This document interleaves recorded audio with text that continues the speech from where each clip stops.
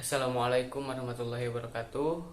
Nama saya Muhammad Jibril dengan nomor induk mahasiswa 12030300084 dari jurusan Hukum Tata Negara kelas 4B. Tujuan dibuatnya video ini adalah untuk memenuhi tugas ujian tengah semester mata kuliah Hukum Konstitusi.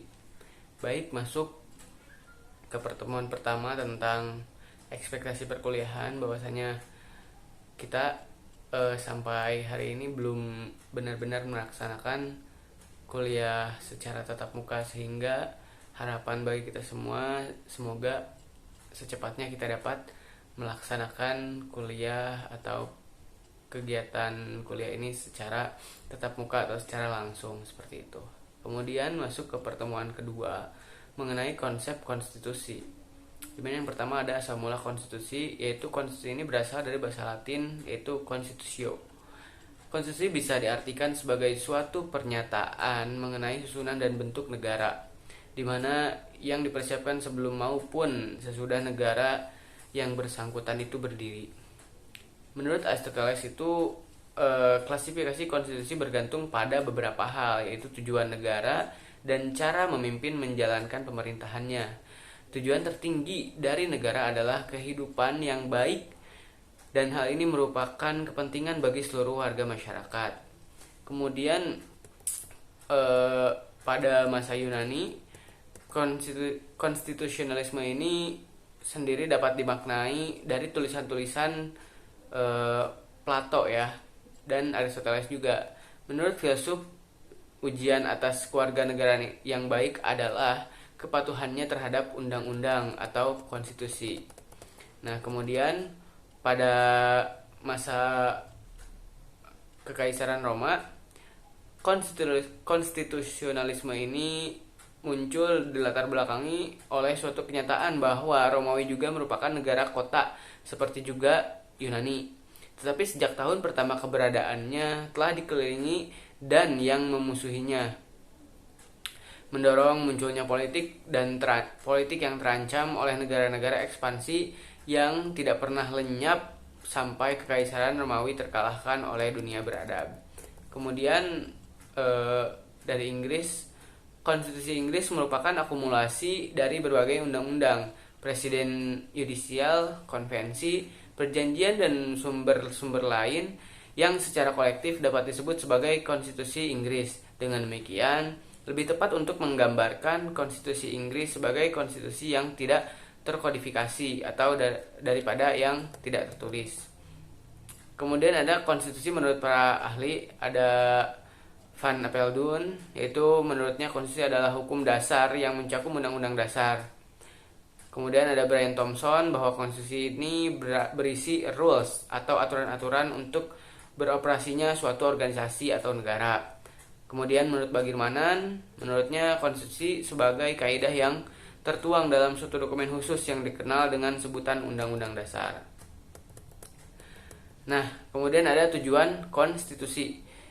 Untuk melepaskan tujuan dari konstitusi ini adalah untuk melepaskan kontrol kekuasaan dari penguasaan sendiri. Nah, bisa juga memberikan perlindungan terhadap hak asasi manusia. Nah, kemudian ada fungsi konstitusi, yaitu untuk membatasi kewenangan tindakan pemerintah dan untuk menjamin hak-hak yang diperintah dan merumuskan pelaksanaan kekuasaan yang berdaulat. Nah, ada juga muatan konstitusi ini ada 3 ya. Yang pertama, pembentukan lembaga atau organ negara. Yang kedua, pembagian kekuasaan. Yang ketiga, yaitu pengaturan hubungan kewenangan antar lembaga negara tersebut. Kemudian prinsip dasar konstitusi yaitu ada cita hukum atau ideals, adalah maksud atau semangat, visi misi, juga obsesi yang melatar belakangi lahirnya atau dibuatnya suatu aturan hukum yang seringkali berhubungan dengan tempat dan di mana aturan tersebut dibuat. Lalu ada klasifikasi konstitusi. Yang pertama, konstitusi tertulis dan konstitusi tidak tertulis. Kedua, konstitusi fleksibel dan konstitusi rigid. Yang ketiga, konstitusi derajat tinggi dan tidak derajat tinggi. Yang keempat, konstitusi serikat dan konstitusi kesatuan. Dan yang kelima, konstitusi sistem pemerintahan presidensial dan konstitusi sistem pemerintahan parlementer. Kemudian di pertemuan ketiga ini membahas tentang sejarah konstitusi. Sejarah konstitusi sendiri itu sebagai suatu kerangka kehidupan politik yang telah disusun melalui dan oleh hukum sejak zaman Yunani.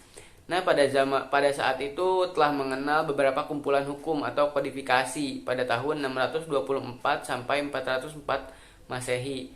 Kemudian pada Kekaisaran Romawi.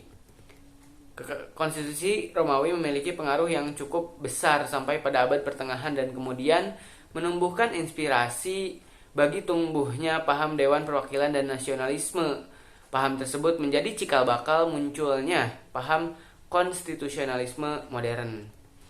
Kemudian berlanjut pada perkembangan konstitusi, itu ada rule of law, adalah prinsip hukum yang menyatakan bahwa negara harus diperintah oleh hukum dan bukan sekedar keputusan pejabat-pejabat secara individual. Nah, istilah ini berasal dari Inggris pada abad ke-16. Kemudian kedudukan konstitusi. Konstitusi menempati kedudukan yang paling penting dalam kehidupan berbangsa dan bernegara.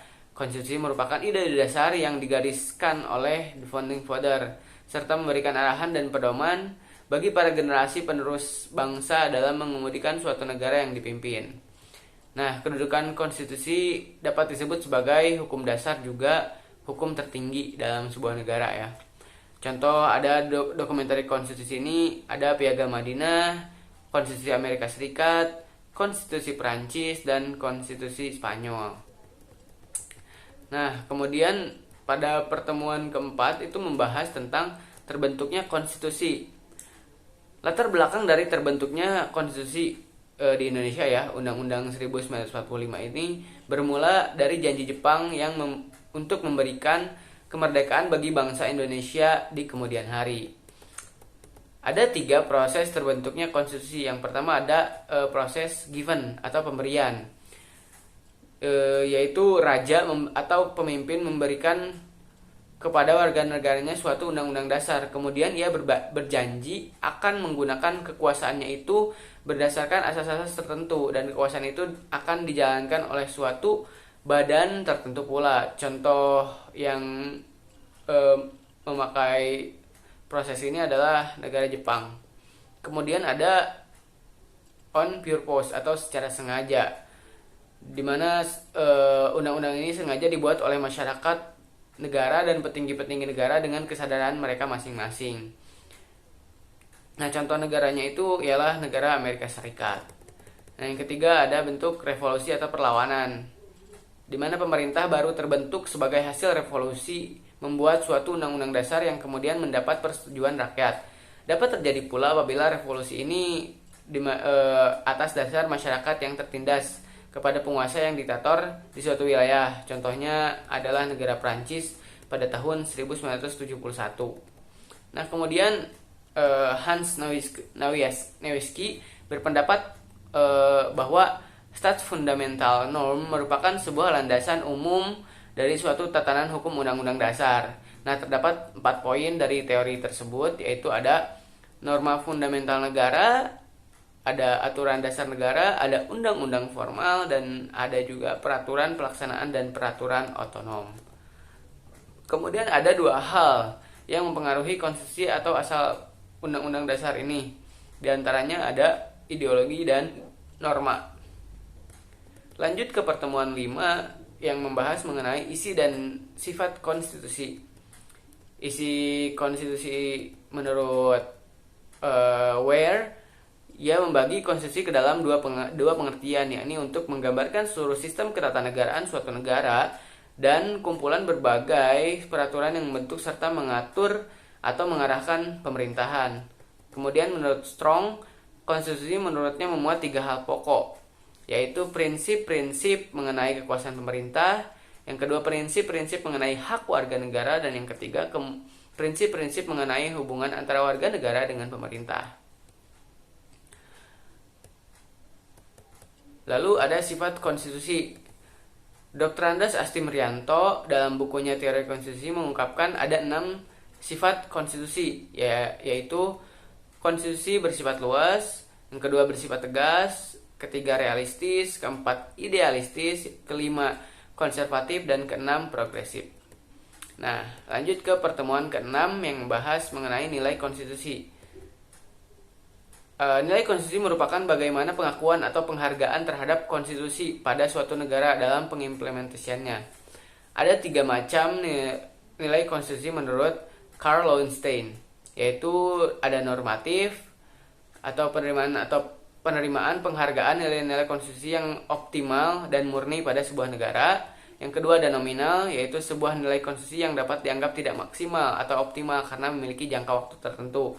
Dan yang ketiga ada semantik, yaitu konstitusi yang memiliki nilai yang dilaksanakan secara penuh namun hanyalah sebagai memberi bentuk formalisasi dari tempat yang telah ada. Sehingga bentuk ini hanya dapat bergantung pada dinamika politik dari suatu negara tersebut. Nah, pada pertemuan ketujuh itu membahas mengenai perubahan konstitusi. Jika dalam sebuah nilai-nilai konstitusi sudah dianggap tidak relevan, maka terdapat langkah yang selanjutnya dapat dilakukan yaitu perubahan konstitusi. Yang pertama ada cara perubahan konstitusi, yaitu dengan cara revolusi. Adalah suatu gerakan menghendaki perubahan total terhadap perubahan negara dengan konstitusinya. Yang kedua ada perubahan arti, yaitu dari kalimat tetap sebagai penafsiran ulang gitu terhadap konstitusi itu. Yang ketiga ada perubahan formal, adalah perubahan yang dilakukan perubahan redaksi dalam sebuah konstitusi tersebut, tidak hanya sebatas penafsiran atau penjelasan saja. Kemudian keputusan hakim adalah mempunyai peran dalam konstitusi. Contohnya negara kita Indonesia mempunyai lembaga yudikatif ya, yang disebut MK, yang dapat atau memiliki kewenangan untuk merubah perubahan konstitusi. Yang selanjutnya itu kebiasaan konstitusi adalah berbicara tentang kultur. Ketika kultur dibangun dalam sebuah konstitusi tidak relevan dan dianggap tidak sesuai kebiasaan, maka konstitusi tersebut dapat dijadikan cara perubahan konstitusi. Yang kedua itu dengan mendorong perubahan ya, itu karena faktor perkembangan peradaban, revolusi industri. Yang kedua bisa karena perang atau faktor eksternal. Ketiga ada karena krisis moneter. Keempat ada negara kesejahteraan, yaitu suatu bentuk revolusi ketika suatu negara pada hari ini itu dirasa tidak bergerak maju gitu atau tidak sejahtera bagi rakyatnya. Dan yang terakhir ada pandangan masyarakat. Kemudian ada cara amandemen formal. Nah, pada umumnya konstitusi bersifat kaku atau rigid. Kemudian konstitusi diubah hanya dengan pertimbangan yang matang, bukan alasan sederhana atau serampang. Selanjutnya rakyat harus diberi kesempatan mengungkapkan pandangan sebelum dilakukan perubahan. Lalu dalam sistem federal perlu adanya persetujuan negara bagian. Kemudian hak individu dan masyarakat juga harus tetap dilindungi. Nah, kemudian ada cara perubahan konstitusi oleh lembaga legislatif. Itu fixed quorum of members and qualified vote. Kedua, pembubaran legislatif dan diikuti dengan pemilu. Ketiga, ada sidang gabungan. 4, oleh rakyat melalui referendum. Yang kelima, oleh sebagian besar negara bagian. Atau yang keenam, oleh suatu badan khusus. Kemudian ada bentuk-bentuk perubahan, yaitu ada pergantian atau renewal, dan yang kedua itu ada amandemen. Cukup sekian yang dapat saya sampaikan. Kurang dan lebih mohon maaf. Saya ucapkan terima kasih. Wassalamualaikum warahmatullahi wabarakatuh.